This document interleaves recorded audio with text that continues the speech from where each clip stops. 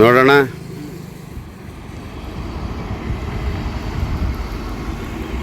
ನಾವೀಗ ಅಂಡಮಾನ್ನಲ್ಲಿರುವಂತಹ ವೀರ ಸಾವರ್ಕರ್ ಇಂಟರ್ನ್ಯಾಷನಲ್ ಏರ್ಪೋರ್ಟ್ನ ಪಕ್ಕದಲ್ಲೇ ಒಂದು ಪಾರ್ಕ್ ಇದೆ. ಪಾರ್ಕನ್ನು ಸಹ ಅದ್ಭುತವಾಗಿ ನಿರ್ಮಾಣ ಮಾಡಿದ್ದಾರೆ ನೋಡಿ. ಏನು ತುಂಬ ಚೆನ್ನಾಗಿದೆ ಅಂದರೆ ಅದು ಹೇಳಬಾರ್ದು ಬಿಡಿ. ವಾಕ್ ಮಾಡೋಕ್ಕೆ ನಮ್ಮೂರೆಲ್ಲ ಇಂಟರ್ಲಾಕ್ ಹಾಕ್ಬಿಟ್ಟು ದುಡ್ಡು ಕೊಳ್ಳೆ ಹೊಡಿಯೋಕ್ಕೆ ನಿಂತ್ಕೋತಾರೆ ಅಲ್ಲಿನ ರಾಜಕಾರಣಿಗಳು. ನೋಡಿ, ಇದು ಸ್ಪಂಜು, ನಾವು ಕಾಲಿಟ್ಟರೂ ಸಹ ಶೂ ಅಲ್ಲಿ ವಾಕ್ ಮಾಡಿದಾಗುತ್ತೆ ನೋಡಿ.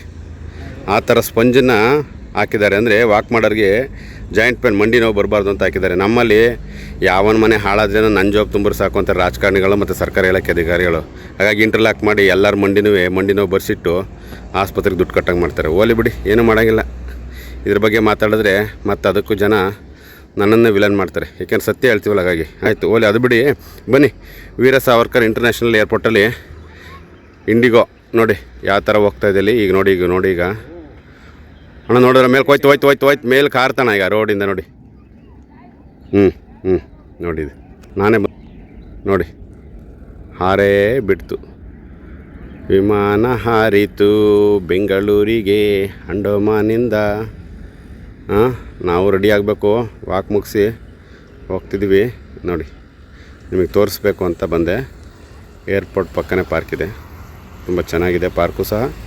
ವಿಮಾನ ಹಾರೋದು ತೋರಿಸ್ಬೇಕು ಅಂತ ತೋರಿಸ್ದೆ. ಓಕೆ, ಧನ್ಯವಾದ. ಯಾರು ಅನ್ಯತಾ ಭಾವಿಸ್ಬೇಡಿ. ನನಗೇನಂತ ಯಾರು ಕೊಳ್ಳೆ ಹೊಡ್ಕೊಂಡು ಏನಾದರೂ ಏನಂತಂತವ ಸುಮ್ಮನಿರೋರು ಇವತ್ತು ಸಮಾಜದಲ್ಲಿ ಒಳ್ಳೆಯರು. ಈ ಕೊಳ್ಳೆ ಹೊಡ್ಕೊಂಡು ಅವ್ರವ್ರ ಜಾಬ್ ತುಂಬಿಸ್ಕೊಂಡು ರಾಜಕಾರಣಿಗಳು, ಹೆಂಡ್ರು ಮಕ್ಕಳು, ಅಳಿದಿರು ಸೊಸೆದಿರು ಅವರಿಗೋಸ್ಕರ ಅಸೆಟ್ ಮಾಡಿರ್ತಾರಲ್ಲ ಅಂಥ ರಾಜಕಾರಣಿಗಳಿಗೆ ಬಕೀಟ್ ಹಿಡಿಯೋರವರಲ್ಲ 500, 1000, 5000, 10,000ಕ್ಕೆ ಅವರು ಸಹ ಒಳ್ಳೆಯರು. ನೀವು ಮಾಡ್ತಾರೆ ತಪ್ಪು ಸ್ವಾಮಿ. ಅವೈಜ್ಞಾನಿಕವಾಗಿ ಕೆಲಸಗಳು ಮಾಡ್ತಿದ್ರಿ, ಇಂಟರ್ಲಾಕ್ ಚೆನ್ನಾಗಿರೋದಕ್ಕೆ ಇನ್ನೊಂದು ಹಾಕ್ತಿದ್ರಿ, ಕೋಟ್ಯಾಂತರ ರೂಪಾಯಿ ಕೊಳ್ಳೆ ಹೊಡಿತೀರಿ ಅಂತ ಪ್ರಶ್ನೆ ಮಾಡೋರನ್ನ ತಪ್ಪು ಅಂತಾರೆ. ಓಲಿ ಬಿಡಿ, ಏನು ಮಾಡೋಕ್ಕಲ್ಲ. ನಾವು ತಪ್ಪಿತಸ್ತ್ರೇಯ, ನೀವು ಅವ್ರನ್ನ ವಹಿಸ್ಕೊಳ್ಳೋರು ಒಳ್ಳೆಯದೇ. ನೋಡಿ, ನಮ್ಮ ಯೋಗಣ್ಣ ಇದ್ದಾರೆ. ವಿಮಾನ ಹಾರಿದ್ದು ನೋಡಿಬಿಟ್ರು ನಮ್ಮ ಯೋಗಣ್ಣ, ಚಿಕ್ಕನಹಳ್ಳಿ ಯೋಗಣ್ಣ ಅಂತ ಅರ್ಚಕರು. ನೋಡಿ ಅವ್ರಿಗೆ ಏನು ಅನ್ನಿಸ್ತು ಅಂತ ಹೇಳ್ತಾರೆ, ಕೇಳಿ. ಆಮೇಲೆ ಇಲ್ಲಿ ವಾಕ್ ಮಾಡಿದ್ರು, ಅದ್ರ ಬಗ್ಗೆ ಹೇಳಿ ಯೋಗಣ್ಣ, ಏನು ಅನ್ನಿಸ್ತು ನಿಮಗೆ? ನಿಜವಾಗ್ಲೂ ಹೇಳ್ಬೇಕಂತಂದರೆ ನಮ್ಮ ಕರ್ನಾಟಕದಲ್ಲಿ ನಾನು ತುಂಬ ಪ್ಲೇಸ್ಗಳನ್ನ ನೋಡಿದ್ದೀನಿ. ಎಲ್ಲೇ ಹೋದ್ರೂ ಈ ಥರ ಒಂದು ಪಾರ್ಕಲ್ಲಿ ಈ ರೀತಿ ಬಂದಂಥ ಸಾರ್ವಜನಿಕರಿಗೆ ಅತ್ಯುತ್ತಮವಾಗಿ ಬೆಳಗಿನ ಜಾವ ಅಂದರೆ ಮುಂಜಾನೆ ಎದ್ದು ಬಂದು ಇಲ್ಲಿ ವರ್ಕೌಟ್ ಮಾಡೋದಕ್ಕೆ ತುಂಬ ಚೆನ್ನಾಗಿ ಮಾಡಿದ್ದಾರೆ. ಹಾಗಾಗಿ ದಯವಿಟ್ಟು ಎಲ್ಲ ಶಾಸಕರುಗಳು ಸಹ ಈ ವಿಡಿಯೋ ಮೂಲಕ ನೀವು ತಿಳ್ಕೊಳ್ಳಿ.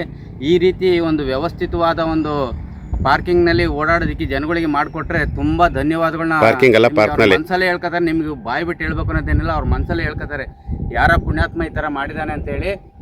ಹಾಗಾಗಿ ಈ ರೀತಿ ನೀಟಾಗಿ ಎಲ್ರಿಗೂ ಅನುಕೂಲ ಆಗೋ ಥರ ಕೆಲಸಗಳನ್ನ ಮಾಡಿ ದಯವಿಟ್ಟು ನಮ್ಮ ಕರ್ನಾಟಕ ಮತ್ತು ನಮ್ಮ ಭಾರತನ ಮೇಲೆ ಬರೋ ಥರ ನೀವು ಮಾಡಿಕೊಡ್ಬೇಕು. ಅದು ಬಿಟ್ಬಿಟ್ಟು ಎಲ್ಲ ಕಿತ್ತೋಗೋ ಥರ ಮಾಡಿ 3 ದಿವಸಕ್ಕೆ ಅನಾನುಕೂಲ ಮಾಡಿ ಸುಮ್ಮನೆ ದುಡ್ಡನ್ನ ಸಂಪಾದನೆ ಮಾಡಿ ಇಟ್ಕೊಂಡು ಹೋಗ್ತೀರ. ಪ್ರಯೋಜನ ಏನು?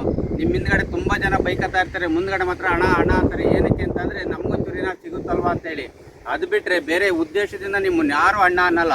ಅವ್ರು ನಮ್ಗೆ ಏನಾದ್ರು ಇನ್ಕಮ್ ಇದ್ದರೆ ಮಾತ್ರನೇ ಅಣ್ಣ ಅನ್ನೋದು. ನನ್ನ ಎಕ್ಸ್ಪೀರಿಯನ್ಸ್ ಪ್ರಕಾರ ನಾನು ಹೇಳೋದು. ತುಂಬ ಜನ ಶಾಸಕರ ಬಗ್ಗೆ ನಾನು ಕೇಳ್ಕೊಂಡಿದ್ದೀನಿ, ಹಿಂದ್ಗಡೆ ನಮ್ಮ ಕಿವಿಗೆ ಬೀಳೋ ಅಂಥದ್ದು ವಿಚಾರಗಳು ನಿಮ್ಮ ಮುಂದ್ಗಡೆ ಯಾರೂ ಮಾತಾಡೋಲ್ಲ. ಹಾಗಾಗಿ ದಯವಿಟ್ಟು ನೀವು 4 ಜನಕ್ಕೆ ಒಳ್ಳೇದು ಆಗೋ ಆ ಥರ ನೀವು ಮಾಡಿಕೊಟ್ರೆ ತುಂಬ ಧನ್ಯವಾದಗಳನ್ನು ನಾವು ಅರ್ಪಿಸ್ತಾ ಈ ವಿಡಿಯೋ ಮೂಲಕ ಕೇಳ್ಕೊಳ್ಳೋದು ಇಷ್ಟೇ. ನಾನು ಎಲ್ರಿಗೂ ಒಳ್ಳೇದಾಗೋ ಥರ ಮಾಡ್ಕೊಡಿ, ಪರ್ಮನೆಂಟ್ ಕೆಲಸಗಳನ್ನ ಮಾಡಿ. ಓಕೆ, ನೋಡಿ ಇದು ವಾಕ್ಪಾತ್.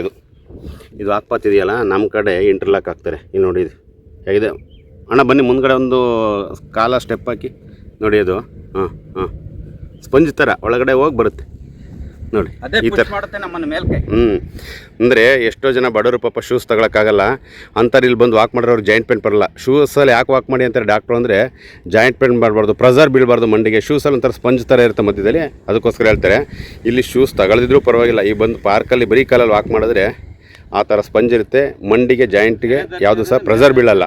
ಅನುಕೂಲ ಆಗುತ್ತೆ.